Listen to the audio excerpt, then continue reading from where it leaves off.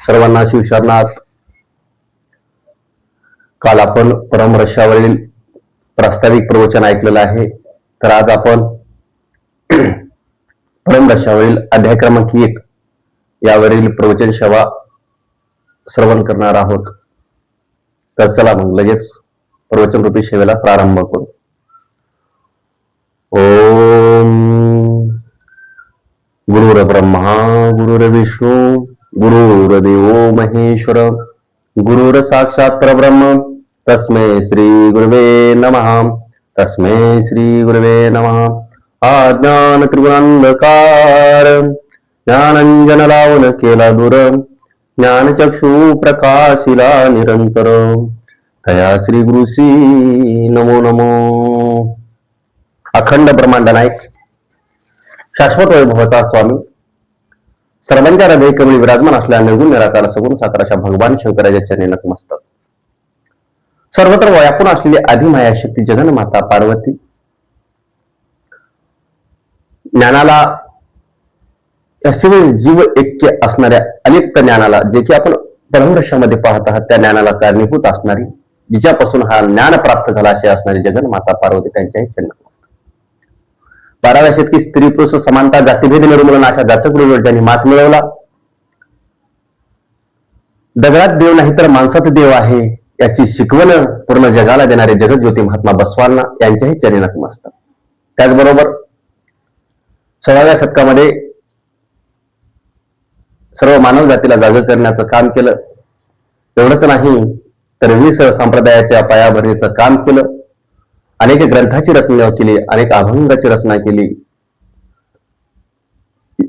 त्याचबरोबर आपल्या भजनाची एक परंपरा त्या ठिकाणी निर्माण करणारे असे समाधिराजे संत श्रेष्ठ शिरोमणी मनमथ स्वामी यांच्या संजीवन समाधीचं माझ्या हृदयकमी स्मरण करून त्याचबरोबर संत परंपरेतील सर्व संतांच्याही चरणी नतमस्तक. त्याचबरोबर आपल्या संप्रदायाचा कळस असणारे संत श्रेष्ठ वैराग्यमूर्ती आष्टी धोतरजोडा संत श्रेष्ठ लक्ष्मण महाराज यांच्याही चरणी नतमस्तक. त्याचबरोबर माझे गुरुवर्य वसुंधरा रत्न डॉक्टर शिवलिंगी शिवाचार्य महाराज अहमदपूरकर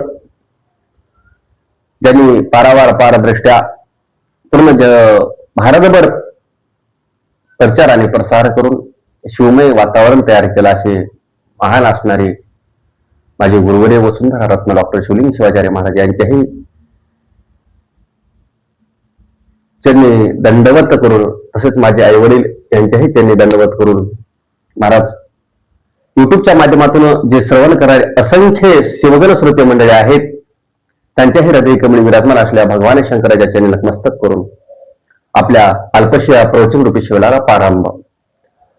आज आपण परमरश्यातील अध्याय क्रमांक 1 वर चिंतन पाहणार आहोत. या अगोदर काल परमरश्याच्या प्रस्ताविक मध्ये परमरश्य काय आहे, परमरश्य कोणा वाचावा, कसा वाचावा, त्याचं श्रवण कोण करावा आणि श्रवण केल्याच्या नंतर फलश्रुती काय मिळते याविषयीचं चिंतन आपण कालच्या अध्यायामध्ये पाहिलं होतं. परमरश्य म्हणजे काय तर सामान्य माणसाच्या बुद्धीच्या कक्षेपलीकडचे ज्ञान म्हणजे परमरश्य. एवढंच नाही तर आत्मा, अंतरात्मा आणि परात्मा यांच्याशी एकरूप साधण्याचं साधन म्हणजे परमरश्य. असा असणारा श्रेष्ठ ग्रंथ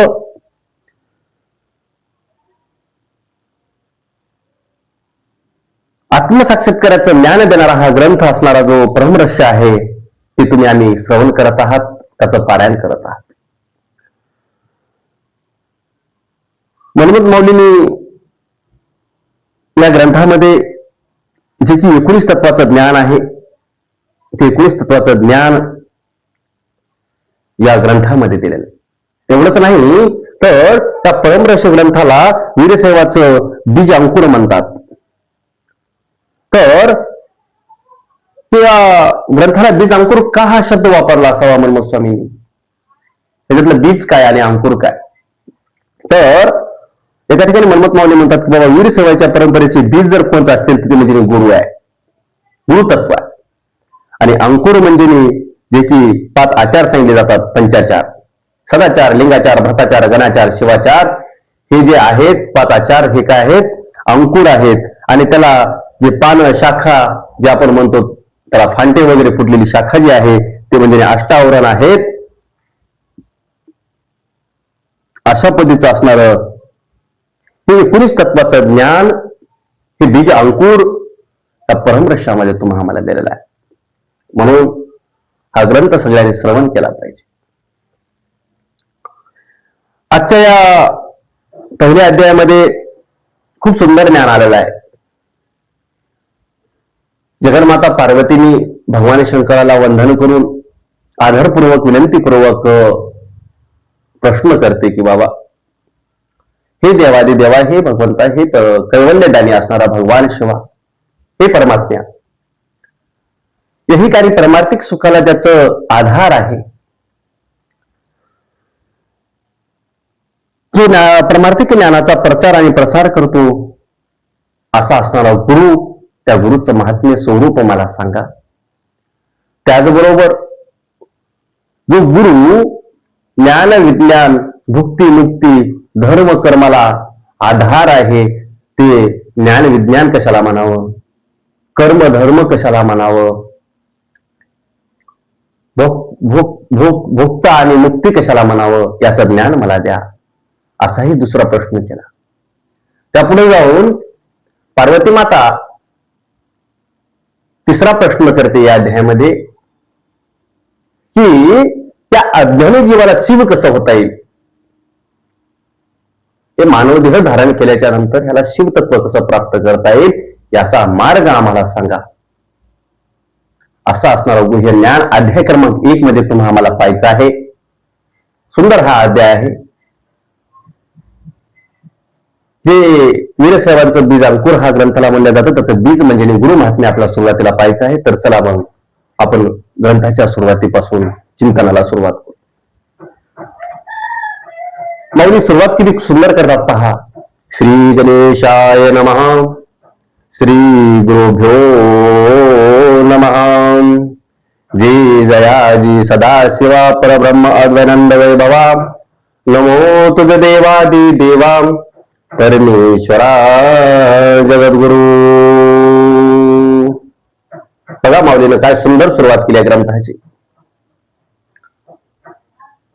प्रत्येक आध्यात्मिक ग्रंथ लिहित असताना आपल्या कार्यामध्ये विघ्न येऊ नये म्हणून जो विघ्नहार्ता आहे तो गणेश आहे, त्या भगवान गणेशाच्या चरणी नतमस्तक होतात. कारण अगोदर त्याला नमन करणं गरजेचं आहे. श्री गणेश यालाची पूजा केल्याशिवाय कुठलंच शुभ कार्य केलं जात नाही. तसंच एवढा पवित्र ग्रंथ लिखाण करत असताना इथं माऊलीनं सर्वप्रथम श्री गणेशाला वंदन केलं. त्यानंतर वीरसाहेबांचं जे बीज आहे ते गुरु तत्व, त्या गुरुला वंदन केले. आणि नंतर महाराज सर्व देवाचा देव असणारा सृष्टी निर्माता परब्रह्म असणारा तो अद्वयानंद वैभव महाराज,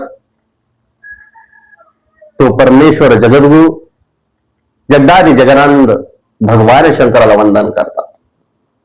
बघा माऊलीचं किती सखोल ज्ञान आहे. आणि माऊलीनं त्या भगवान शंकराला आदरपूर्वक वंदन केल्याच्या नंतर पुढं माऊली या ज्ञानाला जे आधार आहे, ज्यांच्यापासून ज्ञान आपल्याला प्राप्त झाला, अशा जगन्माता पार्वतीला वंदन करतात. आता नमोच चित्ती जी जगन्माता पार्वती, आज्ञ जना उत्तम गती जयच्या अनुग्रहे. पर्वत माऊली त्यानंतर त्या सृष्टीला निर्मितीची कारणीभूत आहे, किंवा तिचा आधार आहे, तिच्यापासूनच ही सृष्टीची उत्पत्ती झालेली आहे. तिच्यापासून सर्व देवदेवतेला ज्ञानाचं ज्ञान असेल, किंवा आपल्या हे अज्ञानी जीवाला शिवतत्व त्या ठिकाणी जाण्यासाठी मार्ग असेल, जिच्यापासून कळालं ते म्हणजे विश्वाची माऊली जगन्माता पार्वती, शिवाचं स्वरूप असणारी ती ठिकाणी अशा असणाऱ्या त्या जगन्माता पार्वतीला सध्या वंदन करतात. त्याचबरोबर वेदा परशिवा परब्रह्मा ने नवे तुझा महिमा साकार होणी आम्हा पूर्वी सही तुझी. बघा त्या भगवान शिवाची स्तुती गात असताना, त्या भगवान शिवाला वंदन करत असताना म्हणतात की हे देवा, तुझं वेदालाही वर्णन करणं शक्य झालं नाही, वेद सध्या तुझं त्या ठिकाणी म्हणजे वर्णन करू शकले नाहीत. असं असणार तुझं विशाल स्वरूप आहे तुझं, त्याचं वर्णन मी कसं करावं. वेदा परशिवा परब्रह्मा मी नव्हे तुझा महिमा, मी नव्हे म्हणजे तुझा महिमा, तुझा महिमा त्यानं सध्या त्या ठिकाणी सांगू शकला नाही परिपूर्ण असा असणारा तो साकार होऊन आम्हा म्हणजे तो असा असणार होता भगवान शंकर परमात्मा, सर्वश्रेष्ठ असणारा दैवत म्हणजे भगवान शिव. आणि तू काय कर, आम्हाला साकार स्वरूपामध्ये येऊन त्या ठिकाणी कृपाशीर्वाद दे आणि अशी इच्छा असणारी पूर्ण कर. अशा पद्धतीचं वंदन करून पुढे माऊली म्हणतात, श्री सद्गुरु कृपे करून आता नमो शिवगण, जे का अमर सर्वाऊन त्या सप्रेमी शरण मी. पुढे जाऊन जे सर्वात महत्वाचा घटक आहे ते म्हणजे श्रोते.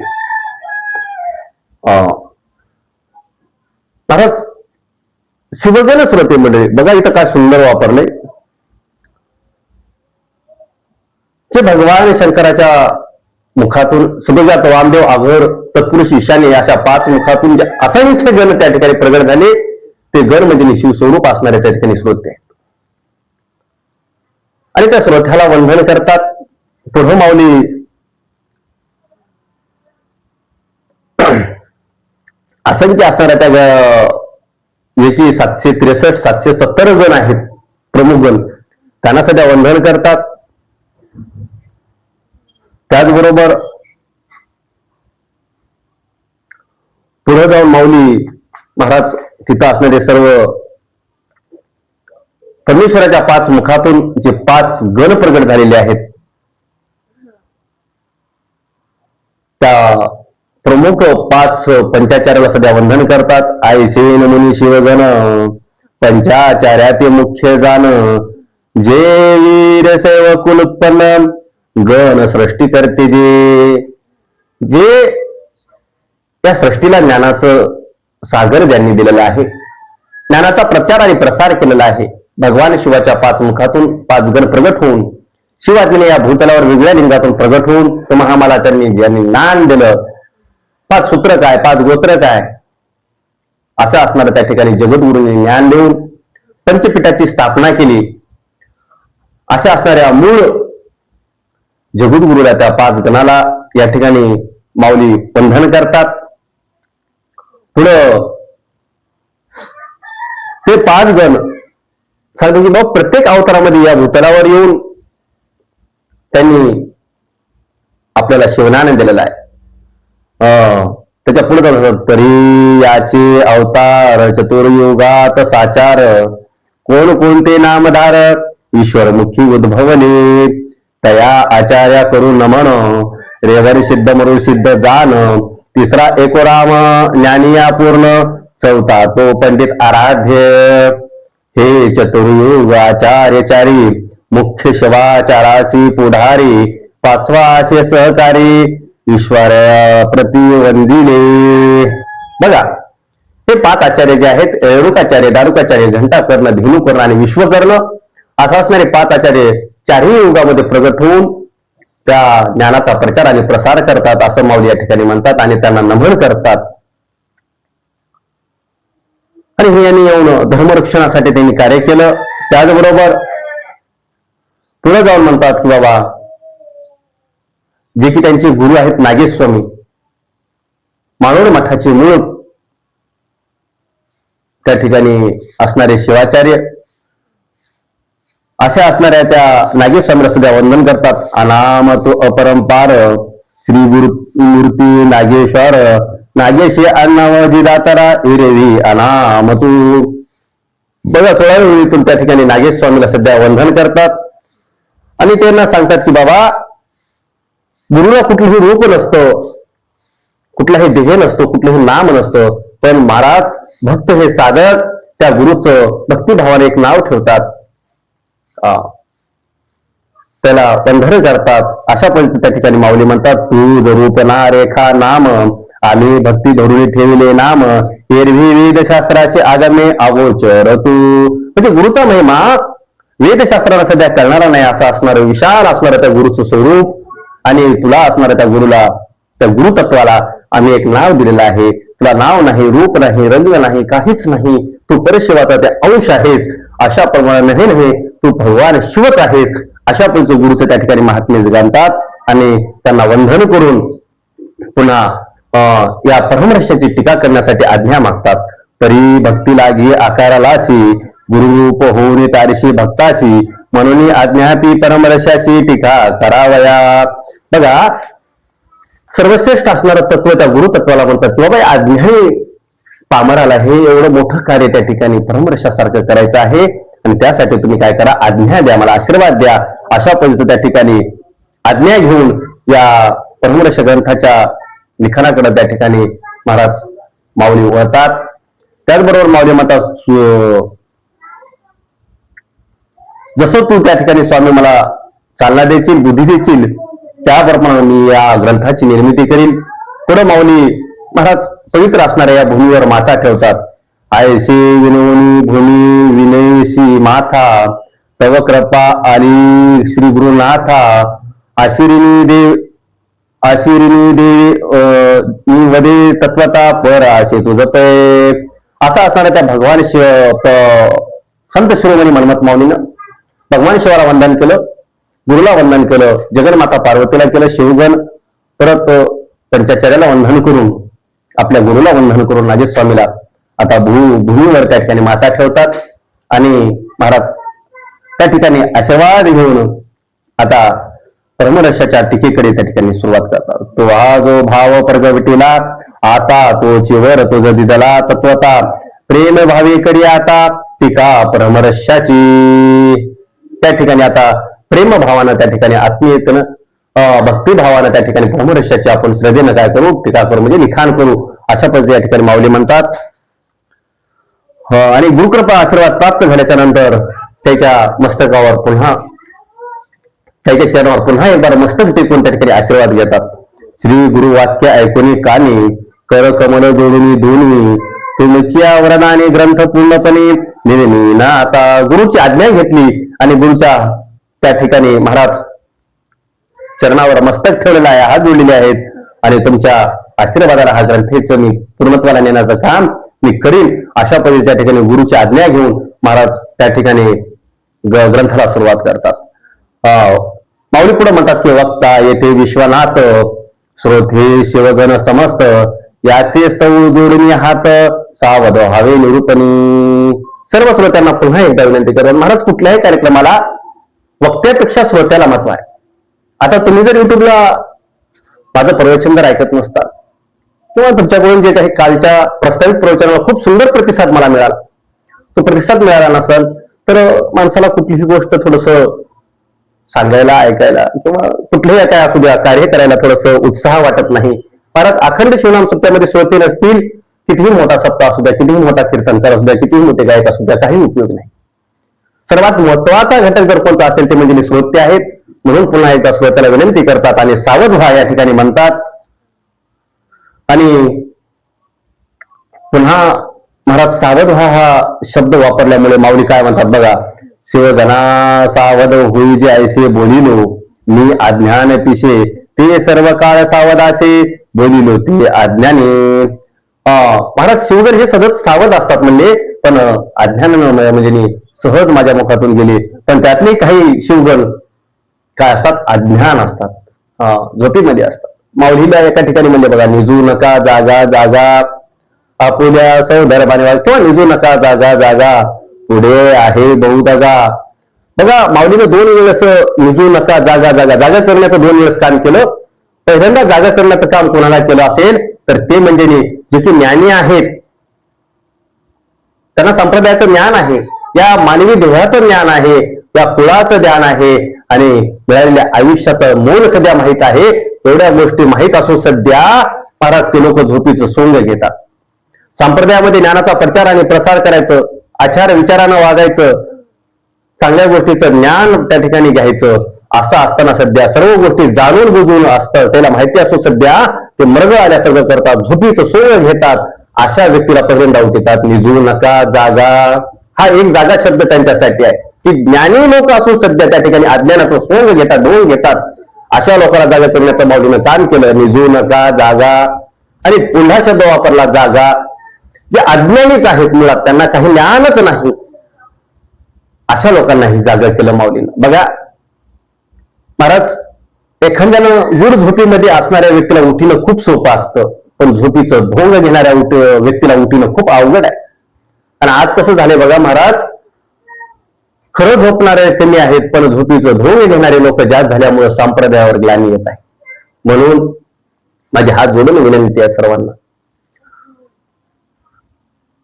जेवढं जमल तेवढं आचरणानं, चांगल्या कार्याला महाराज सतमार्गाने चालण्याचा प्रयत्न करा. जे जे आपल्याकडे ज्ञान आहे, जे जे आपणाशी ठावे ते ते इतराशी सांगावे. एक ना महाराज, जे जे आपल्याला माहिती आहे ते ते ज्ञान इतराला द्यावं. जे आपल्याकडे ग्रंथ संपदा आहेत ते लोकांना द्या. जसं होईल तसं आपला धर्म प्रचार आणि प्रसार कसा होईल, आपला धर्म उच्च कुटीला कसा जाईल, याचं सर्वांना त्या ठिकाणी महाराज आपल्या हातून कार्य केलं पाहिजे. नसेल तर महाराज धर्मावर खूप मोठी ग्लानी आल्याशिवाय राहणार नाही. आपल्याला पुन्हा एक बार कुठेतरी परकीय आक्रमणामध्ये, त्या अतिक्रमणामध्ये आपल्याला जावे लागेल. तेव्हा तरी तो परकीय आपल्यावर त्या ठिकाणी वर्चस्व त्या ठिकाणी आल्याशिवाय राहणार नाही. आपला संप्रदाय त्या ठिकाणी महाराज नाहीसा होईल अशी भीती त्या ठिकाणी म्हणता येणार नाही. म्हणून महाराज धर्म प्रचार आणि प्रसार करा, शुद्ध भाव ठेवा, आचरणानं वागायला शिका. आपल्या लेकरा बाळाला महाराज सुंदर असणारा हा ब्रह्मरहस ग्रंथ काय आहे, संत काय आहेत, आपली परंपरा काय आहे, दीक्षा काय आहे, गुरु काय आहे, जंगम काय आहे, भस्म तीर्थ प्रसाद मंत्र काय आहे, त्याचं ज्ञान द्या आणि या सत्कर्माच्या मार्गाला लावा. अन्यथा पुढे येणारी पिढी आणि पुढे येणारं भविष्य खूप आपल्याला खतरनाक आहे महाराज, खूप भयानक असं आहे. म्हणून ब्रह्मरहस्याचं पारायण, शिवपाठ सदैव त्या ठिकाणी आपल्या लेकराला सांगत चला. अखंड शिवनाम सत्यामध्ये आपल्या तरुण पांडवांना घेऊन येत चला. अशा पद्धतीचं असणारं जे काही लोक सावध आहेत त्या ठिकाणी सावध करण्याचं काम माऊली या ठिकाणी करतात. शिवगणा सावध होई जे ऐसे, बोलिलो मी अज्ञान पिसे, ते सर्व काळ सावधासे, बोलिलो ते अज्ञाने. त्याच्या पुढे जाऊन म्हणतात की बाबा शिवगण काही असती असावध, ज्ञातयासी महितले व्हावे सावधान, ते सदा सावध म्हणून जगत्रे वर्तत असे. ते सतत सावधान आहेत म्हणून तर हे जग चालले. अशा पद्धतीचं पुन्हा त्या ठिकाणी शिवगणाला मोठेपण देतात आणि असणारं सर्वश्रेष्ठ असणारे त्या शिवगणाला पुन्हा वंदन करतात आणि त्यांची क्षमा मागतात. तरी अन्याय क्षमा की जे, पित्या सारखे साहुनी जाईजे, माझा आपत्यात ते कृपा दृष्टीने पाहिजे, शिवगणा तुम्ही. बघा एवढं ज्ञानाचं महासागर असणारा संत शिरोमणी मनमत माऊली समांधी राजे, शिरोमणी साधी पदवी नाही महाराज. जगाच्या पाठीवर शिरोमणी ही पदवी समांधी राजे संत शिरोमणी मनमत माऊलींना प्राप्त आहे. आणि ते माऊली महाराज किती नम्रपणे त्या ठिकाणी क्षमा मागतात. बघा तरी अन्याय क्षमा की जे, पिथ्या सारखे सावनी जाईजे, मज आपत्या कृपा दृष्टीने पाहिजे, शिवगण तुम्ही. बघा पित्यासारखं त्या ठिकाणी आईसारखं तुमचं वात्सल्य प्रेमानं मला उधरामध्ये घ्या, माझ्या असलेल्या चुका माफ करा. महाराज जगामध्ये कितीही चुका करा, त्या चुका माफ करणारं न्यायालय जर कोणतं असेल तर ते फक्त म्हणजे आई आणि वडील आहेत. म्हणून संतांनी या ठिकाणी सांगितलं तुम्ही माझे आई वडील आहात आणि माझ्या चुका तुम्ही हृदयामध्ये घ्या. तसं मी सध्या शिवभक्तीपरायण रत्नाकांत महाराज तुमच्या मुलासारखा आहे. त्या ब्रह्मरहस्य पारायणाच्या ह्याच्यामध्ये प्रवचनामधून काही चुका जरी झाल्या असतील, ओळीचा अर्थ स्पष्ट जर होत नसेल तर महाराज तुम्ही माझ्या आई वडिलासारखं हृदयामध्ये घेऊन महाराज त्या ठिकाणी खुशीमध्ये घेऊन माझ्या चुका माफ करू नये मला सांगा. पुन्हा मी सुधारून त्या ठिकाणी सुधारणा करून प्रवचनामधून बोलण्याचा प्रयत्न करीन. असं असणाऱ्या त्या ठिकाणी माऊली पुन्हा त्या ठिकाणी जणांना वंदन करतात आणि पुढं किती परिहार देऊ म्हणतात. आता ह्या ग्रंथच तुमचा आहे तर तुम्हीच त्या ठिकाणी पूर्ण करून घ्या.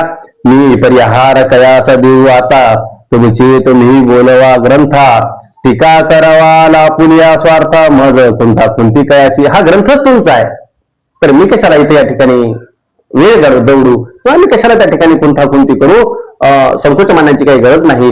हा ग्रंथ तुमचा आहे, तुम्हीच वधून घ्या. अशा प्रमाणे महाराज ते सगळं सेवाचं आहे, शिव करून घेईल असं शिवतत्वाला गेणारे संत शिरोमणी मनमत माऊली सर्व त्या ठिकाणी महाराज सर्वावर अवलंबून देतात. बघा काय ज्ञान आहे. माझ्याकडे काही केलं नाही जबाबदारी, हा कोणतंही कार्य चांगलं केलं तर मी नाही बा यांनीच केलं म्हणायचं, असं कार्य मनमत माऊली या ठिकाणी करतात. हा ग्रंथ तुमचा आहे आणि तुम्हीच करून घेत आहात, यात माझं काहीच नाही असं असणारं त्या ठिकाणी सर्व शिवतत्वाला त्या ठिकाणी अर्पण करतात. आणि हा ग्रंथ कोणाचा आहे त्याचं ज्ञान या ठिकाणी ग्रंथ संहार शिवगौरीचा निज ठेवा तुम्हा शिवगणाचा, या लागी बोलवा लवाच्या आपुल्या सुखा लागी. हा ग्रंथ जर कोणाचा आहे तर तो भगवान शिव आणि गौरीचा संवाद आहे. आणि हा निज ठेवा हा तुमचाच आहे. फक्त महाराज पूर्वजांनी जी आपल्यासाठी जमीन ठेवलेली आहे ती तुमच्या हातात. महाराज लग्न झाल्याच्या नंतर तुम्ही त्या ठिकाणी संसार करण्यासाठी किंवा ते जबाबदारी घेण्यासाठी ज्यावेळेस तुम्ही तयार होता, तेवढं वय होतं, ज्ञान प्राप्त होतं, व्यवहाराचा तुम्हाला त्या ठिकाणी अनुभव येतो, त्यावेळेस जबाबदारी तुमच्याकडे देतात. तशा पद्धतीचं हे असणारं ज्ञान तुमचाच ठेवा आहे आणि ते ज्ञान भगवान शिव आणि पार्वती माता या ठिकाणी देत आहेत. अशा पद्धती या ठिकाणी माऊली म्हणतात, तुम्ही सुखरूपा असा सदा आनंदी, परी जड जीव तरती तुमच्या प्रसादे, त्या लागी टीका करवाल स्वानंदे मज रंकाकडून. बघा, तुम्ही स्वरूप असा सदा आनंदी, परी जड जीव तरती तुमच्या प्रसादे. तुम्ही कसे आहात? सुखाचे महासागर आहात भगवान शंकर. दोघही पार्वती माता आणि भगवान शंकर सुखाचे महासागर आहे. पण या जड जीवाला तरुण जाण्यासाठी एक प्रसाद द्या आणि ते प्रसाद म्हणजे हा परमरस ग्रंथ आहे. अशा पद्धती त्या ठिकाणी म्हणतात, तव श्रोती बोलती आता परिहार देशी किती, शिव काय बोलिले पार्वती प्रती ते निरोपी आता. श्रोते बघा ही ओळी किती महत्वपूर्ण आहे. म्हणजे ते मनमत माऊली ज्यावेळेस हा परमरस ग्रंथ ज्यावेळेस लिहित होते, लोकांना सांगत होते या परमरसाचा ग्रंथ, त्यावेळेस महाराज कैलास शिखरावर म्हणा किंवा त्या कैलास शिखरासारखं रम्य असणाऱ्या त्या ठिकाणी महाराज त्या कपिलाधार त्या ठिकाणी महाराज श्रोतेगण असावे, त्यांचे सदानंद असेल, दयानंद असेल, सदाशिव असेल, असे अनेक भक्त त्या ठिकाणी मनमत स्वामीच्या सानिध्यामध्ये राहायचे. आणि त्यांनी सांगितले की बाबा आता किती परिहार देता आणि ग्रंथाला काय नेमकं भगवान शिवान आणि पार्वतीनं काय म्हणलं, त्याचं ज्ञानाची आम्हाला उत्सुकता वाटलेली आहे, आता ते ज्ञान आम्हाला द्या. आणि पुढे माऊली म्हणतात, बरवी स्वामी म्हणून मस्तक ठेविले चरणी, पार्वतीशी बोधी शिवपाने तेची निरूपी आता.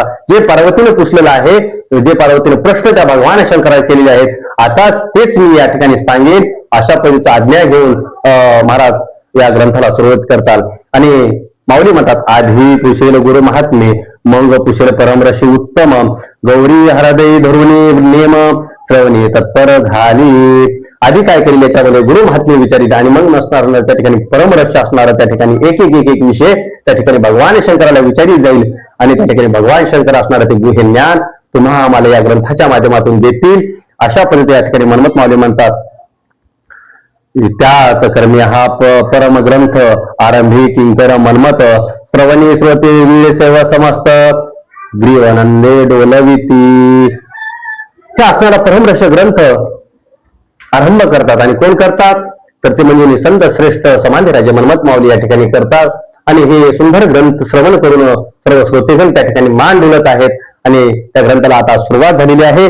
अशा पद्धतीने या ठिकाणी माऊली म्हणतात, हा ग्रंथ जर कोणा ठिकाणी म्हणजे हे ज्ञान जर कोणा ठिकाणी त्या ठिकाणी भगवान शिवाना पार्वती मातेला दिला असेल तर ते ठिकाण कोणचं आहे तर माऊली म्हणतात, कैलास शिखरे रम्य स्थळी भक्ती संधान धरोनी हिमन गबाळी, प्रणाम करून ती पुषे शंकराशी.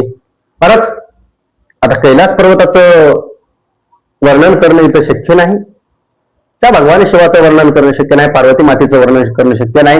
सिद्धार्थिकामध्ये खूप सुंदर त्या ठिकाणी महाराज अनेक त्या ठिकाणी श्लोक आलेले आहेत. ते कैलास पर्वत म्हणजे महाराज खूप मोठं त्या ठिकाणी सुंदरता त्या ठिकाणी महाराज सर्व गण त्या ठिकाणी सर्व देवदेवता ऋषी मुनी त्या भगवान शंकराच्या सेवेमध्ये लागलेले आहेत. हिऱ्या मोत्याने त्या ठिकाणी सगळा मंडप त्या ठिकाणी सजलेला आहे. महाराज किन्नर वगैरे त्या ठिकाणी सुंदर प्रकारे गायन करत आहेत, अप्सरा त्या ठिकाणी नृत्य करत आहेत. असं असणाऱ्या त्या ठिकाणी देवदेवता त्या ठिकाणी भगवान शिवाच्या सेवेसाठी तत्पर आहेत. असं असणाऱ्या त्या कैलास पर्वतावर महाराज भगवान शंकर त्या ठिकाणी पार्वती मातेला गुहे असणारं ज्ञान त्या ठिकाणी देत आहेत. असं रम्य ठिकाण त्या ठिकाणी कैलास पर्वत. आणि त्या ठिकाणी महाराज भगवान शंकराला वंदन करून भगवान शंकराला विनंती करून पार्वती माता प्रश्न करायला सुरुवात करते. आणि पहिला प्रश्न काय आहे तर त्या ठिकाणी देवी उवाच, त्या भगवान शंकराला त्या भगवान ती जगन्माता पार्वती प्रश्न करत असते. तर काय करते बघा, सर्व धर्माशी कोण जो धनी, ज्ञान विज्ञान वर्ते जयापासून, तो भगवंत कैवल्यदानी, वर्णी महिमा श्री गुरुचा. सर्व धर्मास कोण धनी आहे, ज्ञान विज्ञानाला वर्ते जयापासून, ज्ञान विज्ञानाला जो आधारभूत आहे, त्या कैवल्य नावाची जी सायुजिता नावाची मुक्ती आहे त्याला आधार असणारा तो भगवान शंकर आणि तुझाच अंश असणारा तो गुरु तत्वाचं ज्ञान मला तुम्ही द्या, त्याचं स्वरूप मला सांगा, असा असणारा पहिला प्रश्न जगन्माता पार्वतीने या ठिकाणी केलेला आहे. बघा, सुंदर प्रश्न आहे. पहिलाच प्रश्न 19 तत्व जे आपले वीरसेवाचे सांगितले आहेत, जे की अष्टावरण, पंचाचार आणि षटस्थल. अष्टावरणामध्ये गुरुलिंग जंगम हे 3 पूजनीय आहेत.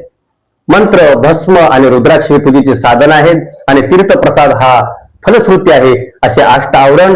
त्याचबरोबर पंचाचार, सदाचार, लिंगाचार, गणाचार, भ्रताचार आणि शिवाचार हे 5 आचार. आणि षटस्थल म्हणजे भक्त, महेश्वर, प्रसादी, प्राणलिंग, शरण आणि यज्ञ ह्या षटस्थलाच्या पायऱ्या. अशा 19 तत्वामध्ये जे मूळ तत्व आहे, जे गुरुतत्व आहे, आणि या गुरुतत्वापासून आपल्या 19 तत्वापर्यंत जाता येतं. शेवटचं 21 स्थल त्या ठिकाणी आपल्याला त्या 21 स्थळाला त्या ठिकाणी त्या आपण पोहोचत असतो. असा असणारं गुह्य ज्ञान जगन्माता त्या गुरुपासून प्राप्त होत असतं. त्या गुरुचा महिमा सर्वप्रथम त्या ठिकाणी विचारत असते. आणि भगवान शंकर त्यावर काय म्हणतात बघा, गुरु म्हणजे कोण आहे, गुरुचं स्वरूप काय आहे हे सांगत असताना विश्वाचा अधिपती भगवान शंकर साक्षात त्या ठिकाणी गुरुचा महिमा सांगतात. तर काय म्हणतात, जो परमात्मा परमेश्वरू तोची सदा शिव सर्वा गुरु, तोची मुक्तीचा उद्धारो निज भक्तासी. बघा, जो परमात्मा परमेश्वर आहे तोच सदाशिव आहे. आणि तो सदाशिव म्हणजेच काय, जो मुक्ती देणारा, त्या भक्ताला निर्गुण सेविका असणारा, त्या शिवस्वरूप ब्रह्मरूप अवस्थेला नेणारा तो सद्गुरूच आहे.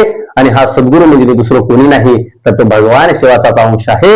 एवढंच नाही तर तो काय आहे, ज्ञान विज्ञानाला, कर्मधर्माला आणि तीर्थव्रताला, सर्व गोष्टीला जो सहाय्यक आहे महाराज, त्याच्याशिवाय हे गोष्टी होऊ शकत नाहीत असणारा त्या गुरुचा महिमा आहे.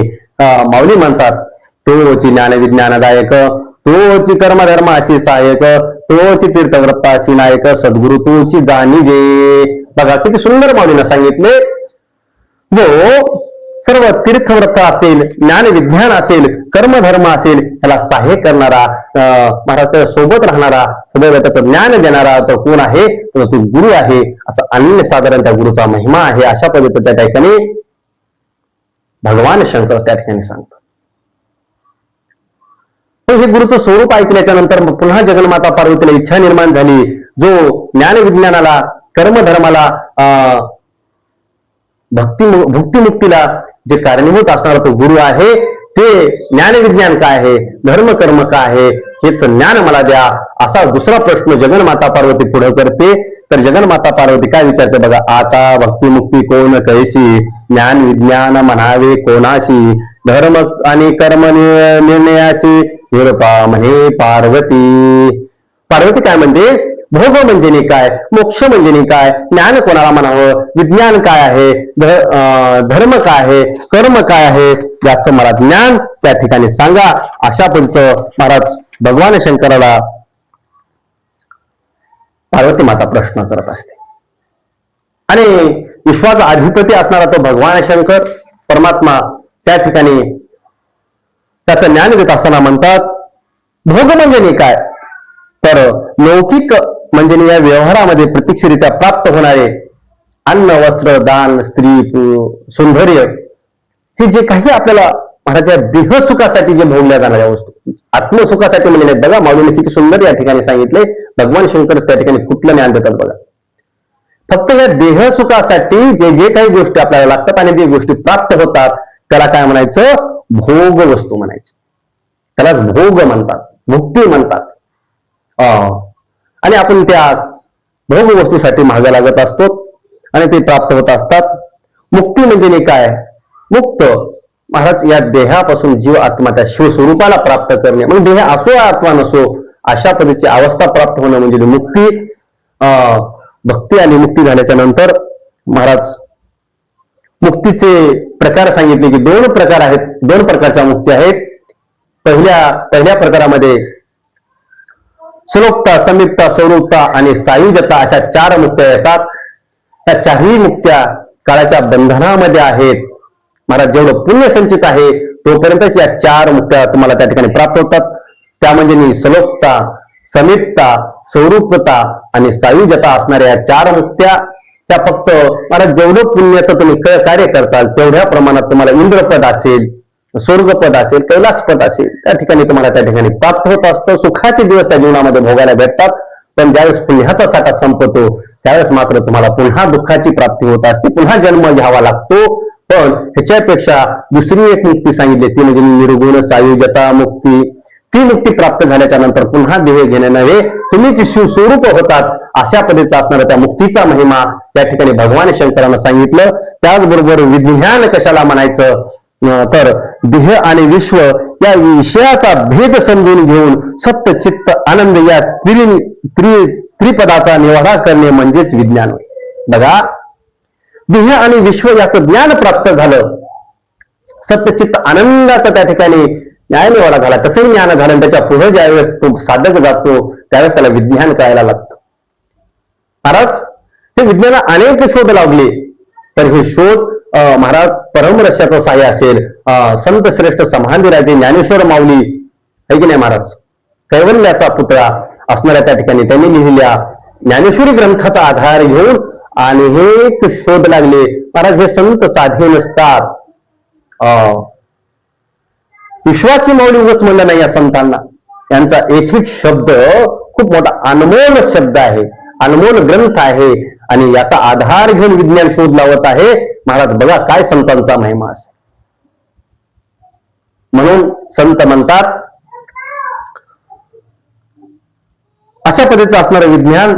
आणि त्याचबरोबर धर्म कशाला म्हणावं तर धर्म तो कुळीचा जाणीजे आहे की नाही महाराज. ज्या कुळामध्ये आपण जन्माला आलो तो धर्म आहे, त्या कुळाच्या आचार विचार पद्धती काय आहेत, त्याचा मार्ग काय आहे तो आपण अंगीकृत केला पाहिजे आणि त्याप्रमाणे आपण जीवन जगलं पाहिजे. अशा पद्धतीचे त्या ठिकाणी माऊली म्हणतात. आपण ज्या कुळामध्ये कुठले असू द्या महाराज, छोटं कुळ असू द्या की वरिष्ठ कुळ, श्रेष्ठ कुळ असू द्या, जरी एखाद्या छोट्या कुळात जन्माला असेल तर त्या साधकांना आपण समजलं पाहिजे की या कुळाचा उद्धार करण्यासाठी माझा माऊलीने जन्म दिला असेल, त्या भगवान शिवाने मला या जन्माला घातला असेल, या कुळामध्ये जन्माला आलो, या कुळाचा उद्धार माझ्या हातून होणार असेल. म्हणून त्याच्या आचार विचार पद्धती त्या ठिकाणी अंगीकृत करून मला त्या धर्माचा प्रचार प्रसार केला पाहिजे, त्या धर्माच्या मार्गाने चाललं पाहिजे आणि त्या धर्माला वरिष्ठ त्या ठिकाणी जगाच्या पातळीवर त्या ठिकाणी प्रचार आणि प्रसार त्या धर्माचा करून महाराज शिवतत्वाला गेलं पाहिजे. आणि वरिष्ठ कुळामध्ये, चांगल्या कुळामध्ये जर जन्माला खरंच तुम्ही भाग्यवान आहात, पुण्यवान आहात, मग महाराज तिथं त्या ठिकाणी तुम्हाला भक्तीसाठीच त्या कुळात जन्माला घातलेला आहे असं त्या ठिकाणी आपण महाराज विचार करून त्या साधकांनी साधनेच्या बळावर त्या साध्यापर्यंत गेलं पाहिजे, त्या भगवान शिवाला प्राप्ती करून घेतलं पाहिजे. असं असणारा महाराज कुठलंही कुळ असू द्या, त्या कुळात आल्याच्या नंतर त्या कुळाची आचार विचार पद्धती आहे, तो धर्म जे सांगतोय त्याप्रमाणे आपलं जीवन जगा. आपला वीरसेवा धर्म काय सांगतो बघा, पवित्र अशा या कुळामध्ये जन्माला आल्याच्या नंतर अगोदर शिव दीक्षा घेणं गरजेचं. गर्भापासून 8व्या वर्षी आणि जन्मापासून 7व्या वर्षी शिव दीक्षा घ्या आणि त्या एक तत्व तो भगवान शिव परमात्मा असणारा जे गुरुच्या करकमळी त्या उत्पन्न झालेल्या शिवभक्तीचं त्या ठिकाणी तुम्ही ज्ञान घेऊन त्या इष्टलिंगाची पूजा करा आणि शेवटच्या क्षण त्या इष्टलिंगासोबतच एकरूप व्हा.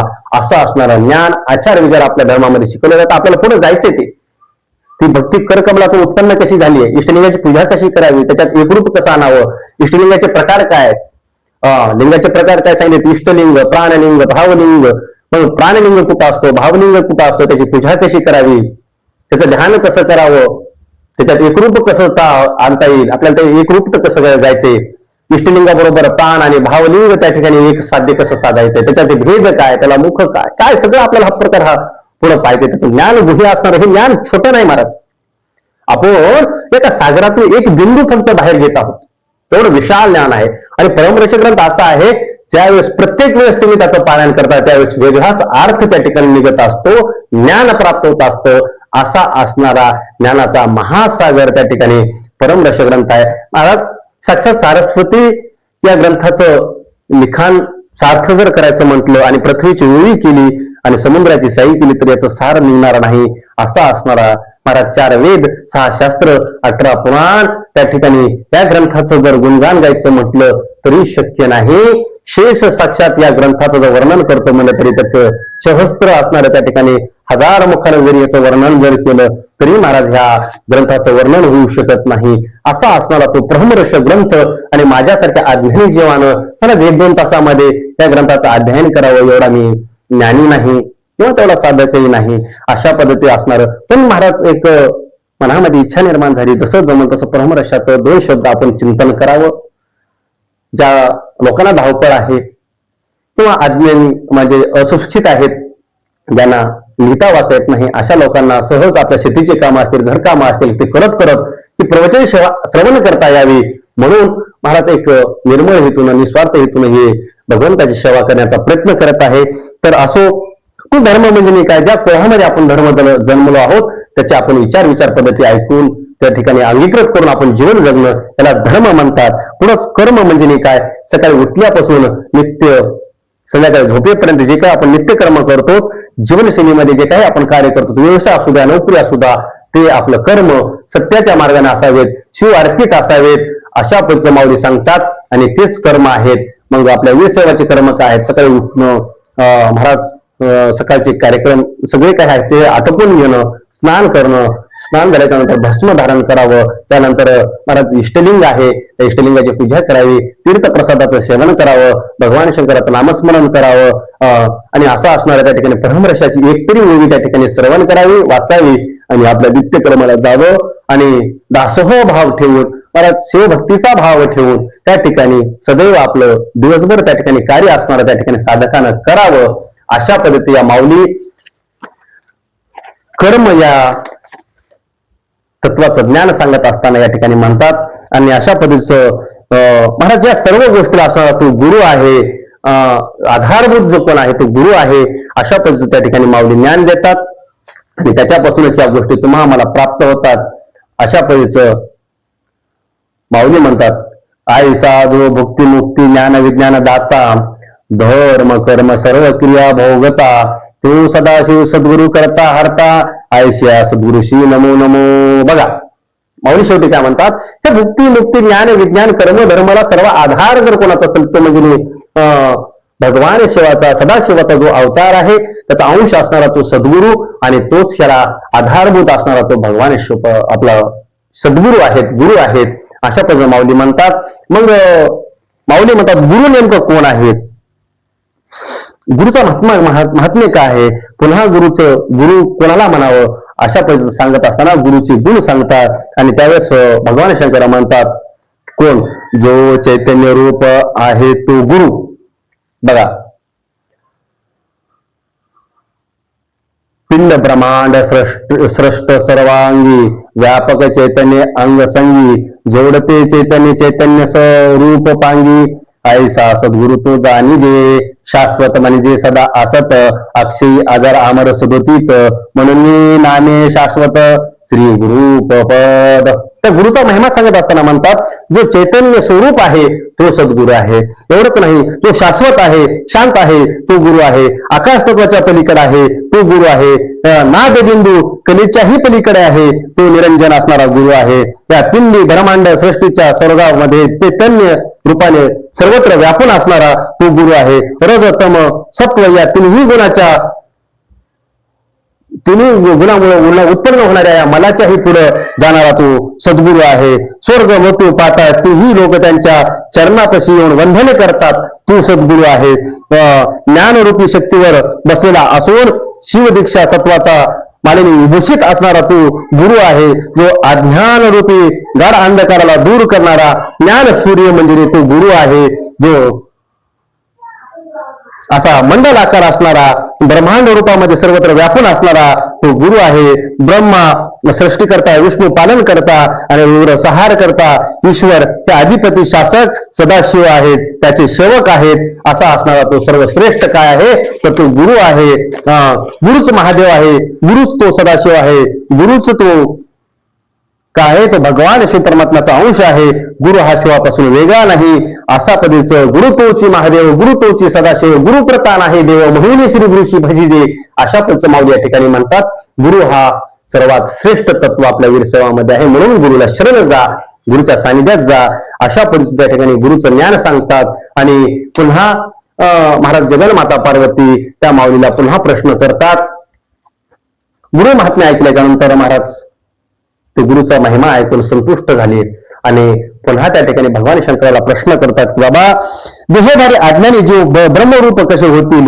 कोणत्या पद्धतीने जीवाला शिवयोग प्राप्त होऊन अंग अर्थात साधक, लिंगात अर्थात परशिव परमामध्ये समरस कसा होतो याचं मला ज्ञान त्या ठिकाणी द्या. असं जगन्माता पार्वतीनं अध्याय क्रमांक 1 मध्ये 3रा प्रश्न केला. त्यावेळेस भगवान शंकर त्या ठिकाणी सांगतात की तो त्या साधकाला शिवतत्वापर्यंत जाण्यासाठी काय करावं? ईश्वर म्हणे ओ पार्वती, गुरु तोची देव जाणती, सदभावे सदा आचरती ते जाणती निज तत्व. जो कोणी भगवान शिवाचाच अंश आता सांगितल्याप्रमाणे गुरु तोची महादेव, गुरु तोची सदाशिव, गुरु प्रताना हे देव, म्हणून श्री गुरुशी भजिजे. आता सांगितल्याप्रमाणे जो कोणी साधक त्या गुरुला भगवान शिवाचा अंश मानून त्याची जो सेवा करतो, त्याची पादपूजा करतो, त्यांच्याकडून तीर्थप्रसादाचे सेवन करतो, शिवदीक्षा घेतो, असा साधक शिवतत्वापर्यंत जातो. तर त्या साधकाचं नित्यकर्म कसं असावं? प्रांत काळी उठून आयस आसनी बैसावे सावचित्त होऊन मग भावे करावे ध्यान श्री गुरुचे. त्या साधकानं काय करावं? शिवतत्वापर्यंत जाण्यासाठी सकाळी उठल्याच्या नंतर मला स्नान वगैरे करून पूजा करून सुंदर प्रकारे त्या ठिकाणी भस्म धारण करून असं असणाऱ्या त्या ठिकाणी गुरुचं ध्यान करावं.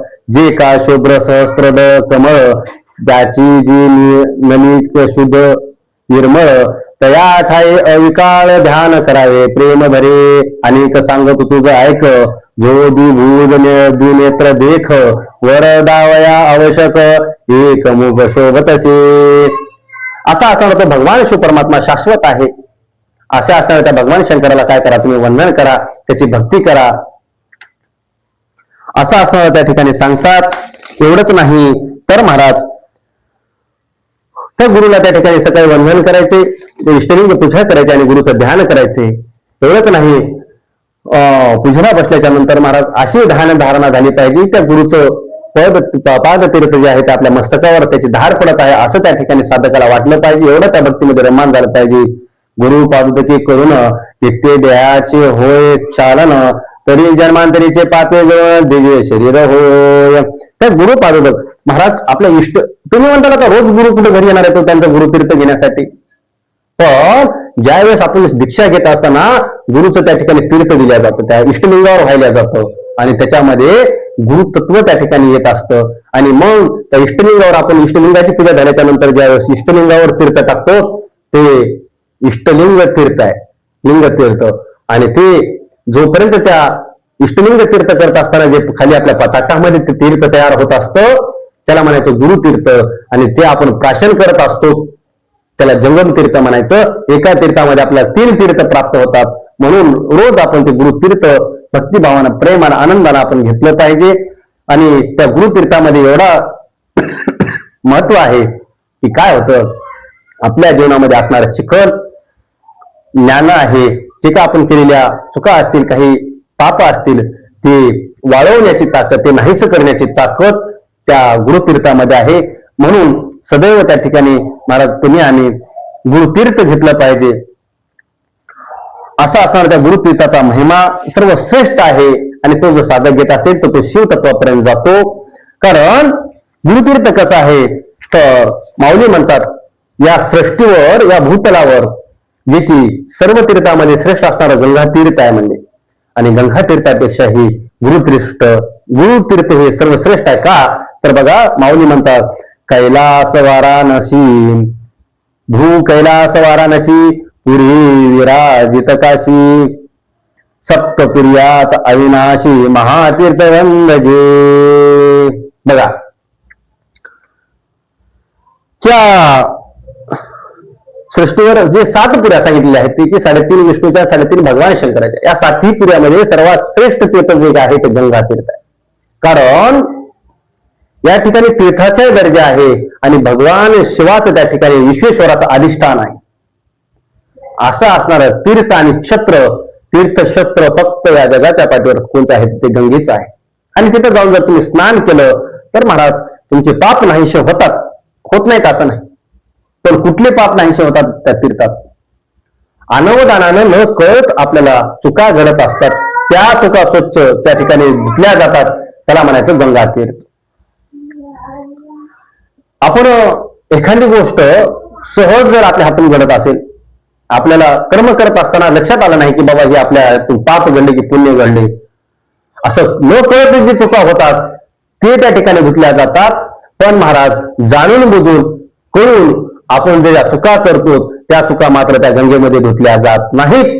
त्या चुका धुवायच्या असतील तर त्या फक्त गुरुचरणापाशी शरणागती जावं लागेल, पश्चाताप व्हावे लागेल. आणि पश्चाताप झाल्याच्या नंतर, शरणागती गेल्याच्या नंतर ज्यावेळेस तुमच्या विचारामध्ये, स्वभावामध्ये सुधारणा होऊन तुम्ही भक्ती साधनेचा त्या ठिकाणी मार्ग निवडताल, गुरुला शरणागती जाऊन मला सर्व चुका त्या ठिकाणी सांगून माफी मागतात आणि सद्गुरु कृपा आशीर्वाद देऊन नवीन मार्गाने चालण्यासाठी त्यावेळेस सांगतात. आणि त्या मार्गाने तुम्ही ज्यावेळेस चालताल त्यावेळेस तुमच्या अंतरंगातून तुमचे सर्व पाप नाहीसे होताल आणि मग मात्र तुम्ही साधक पवित्र होताल.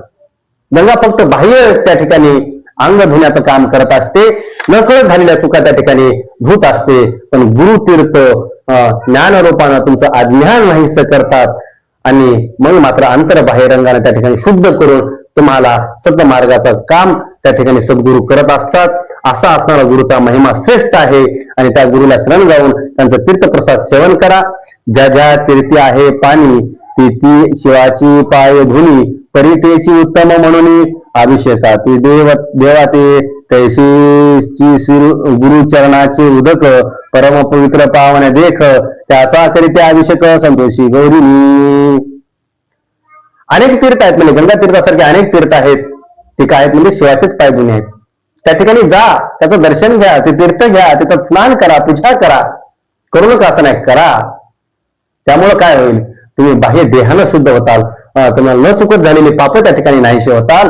पण सर्वात श्रेष्ठ असणारं गुरु तीर्थ तुम्ही सदैव घेतलं पाहिजे. त्या इष्टलिंगाची पूजा झाल्याच्या नंतर त्याच्यावर गुरुये नमः, लिंगाय नमः, जंगमाय नमः असं त्या ठिकाणी 3 वेळेस म्हणून त्या ठिकाणी तीर्थ अर्पण करायचं.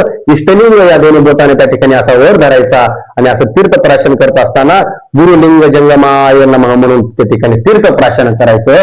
अशा पद्धतीने जर तुम्ही तीर्थश्रवण केलं, त्या ठिकाणी भक्तिभावानं प्रेमानं त्या इष्टलिंगाची पूजा केली तर तो साधक महाराज शिवस्वरूपाला प्राप्त होतो. हाच एक मार्ग त्या ठिकाणी आहे. म्हणून महाराज त्या ठिकाणी भगवान शिव परमात्मा म्हणतात की असा अनन्यसाधारण असणारा त्या गुरुचा महिमा, तो ज्ञान विज्ञान भोग भुक्ती मुक्ती कर्म धर्माला आधारभूत असणारा भगवान शिवाचाच अंश आहे की नाही महाराज, ते गुरुतत्व आहे. असं असणाऱ्या त्या गुरुतत्वाचं पादपूजा करा, त्याचं सेवन करा आणि त्या गुरुला शरणागती जा. अशा पद्धतीचं असणार त्या ठिकाणी गुरु महात्म्य सांगतात.